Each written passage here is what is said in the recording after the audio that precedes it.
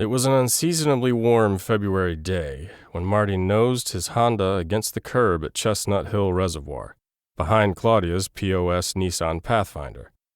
As he killed his engine, he glanced out the window and saw her stretching in the distance.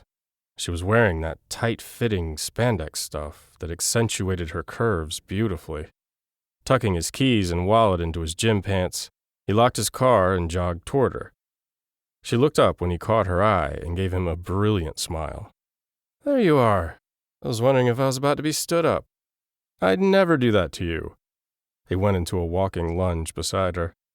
"Things must be serious with this new girlfriend if she's making you late for our jogging dates." "She's not the reason I'm late. And she's not a girlfriend.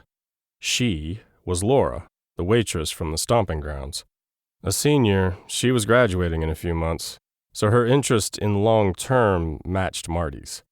In other words, she wanted nothing from her relationship beyond the physical perks. When he'd bumped into her at the library, weeks after first meeting her, she had been very friendly and let him know she was interested in being friends with benefits. Discovering they shared that commonality, they had hooked up a few times. Nothing permanent, and so far, it worked. As long as they each got out of it what they wanted and didn't change their minds about keeping things light, they would continue seeing each other until she left in a few months. "No? What's your excuse then?"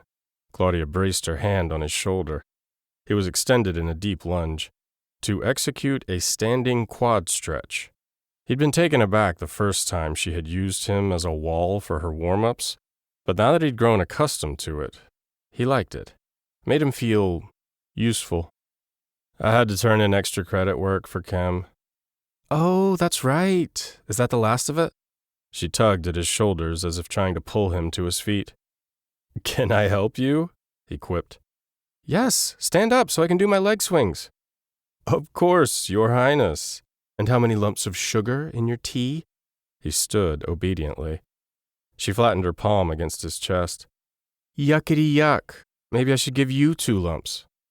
"Not a good idea. You'll lose your mobile stretching wall." "Good point." Her leg flew high in front of her. "So, how's English Lit coming? Need any more of my help there?" While he loathed English, Claudia loved it. More importantly, she excelled at it and had helped him over the rough patches. He had no doubt she would rock at being a teacher. "Nope, I'm good."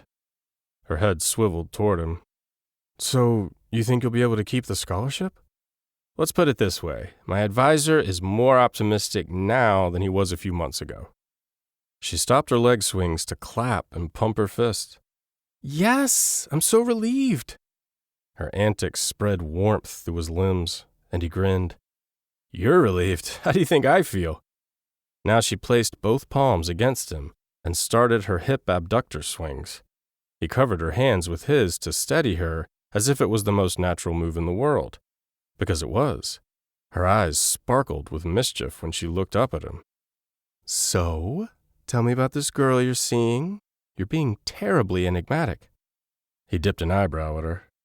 "You're using awfully big words." "You're not going to respond, are you?" She prodded. "Nope." They headed for the trail and began their run, their timing perfectly choreographed. "We're going to run the circuit a couple times, yeah?" she said beside him. "Yep, one circuit doesn't give me enough time to harass you." She laughed. "I think it's my turn to do the harassing. You've got nothing to harass me about." "Ha! That's where you're wrong. I want to know about this mystery woman in your life." "Why?" "I have to know if she's good enough for you." Why he didn't open up to Claudia about Laura baffled him. He had nothing to hide.